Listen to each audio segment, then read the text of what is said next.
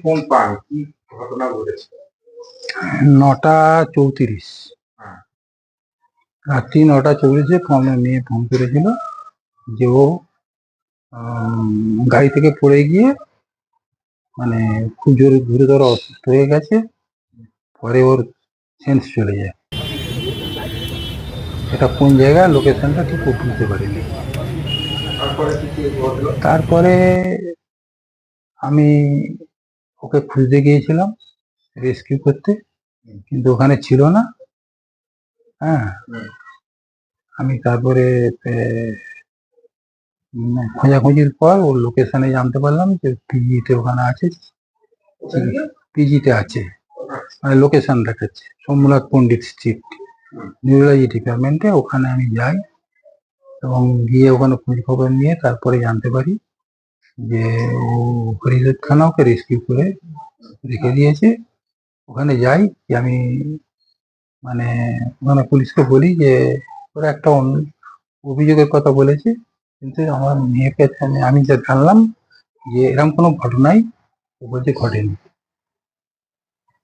তারপর কি বললো পুলিশ বলছে আমি একটা এফআইআর করেছি, একটা ছেলেকে অ্যারেস্ট করেছি। আপনি মেয়ের সঙ্গে কথা বলে? আমি মেয়ের সঙ্গে কথা বলে জানলাম, মেয়ে বললো না এরকম কিছু হয়নি, আমাকে পুলিশ বলছিল আপনি মেডিকেলে গিয়ে এই বলবেন, আমি সেগুলো কিছু বলিনি ও বলে।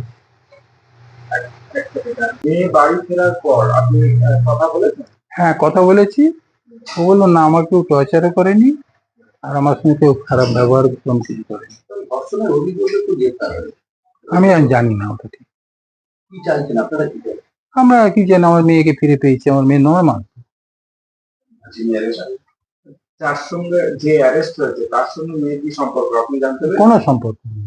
বলছি ইনস্টাগ্রামে পরিচয়, না, ইনস্টাগ্রাম থেকে পরিচয় হয়ে মেয়েকে দেখেছিল। কোনো সম্পর্ক নেই ওর সঙ্গে। মেয়ের সঙ্গে এখনো পর্যন্ত পরিষ্কার ভাবে আপনি কথা বলতে না, পেরেছেন? পরিষ্কার ভাবে কথাটা আমি বলতে পারিনি। ও এখন সারা রাত ঘুমায়নি, ঘুমাচ্ছে কেমন। ও উঠলে পরে আমি কথাবার্তা বলবো, পুরোপুরি কথাবার্তা। তারপরে পুরো বিষয় জানতে পারেন। হ্যাঁ। মেয়ে কি করতে গিয়েছিল কালকে? মেয়ে ও যেখানে স্টাডি করে সেখানে একটা কি কাগজ জমা দিতে গিয়েছিল। তারপরে ছেলের সঙ্গে কিভাবে পরিচয় হলো? তা আমি সেটা এখন বলতে পারছি না। সময় লাগবে আদৌ মেয়ের সঙ্গে কথা বলতে? হ্যাঁ হ্যাঁ, সময় লাগবে। কি মনে হয় মেয়ে কি মানসিক ভাবে ভেঙে পড়েছে? না না, সে স্ট্রং এসে। আপনার মেয়ে হরিদেবপুর থানায় কমপ্লেন লেখান? হরিদেবপুর থানা ওকে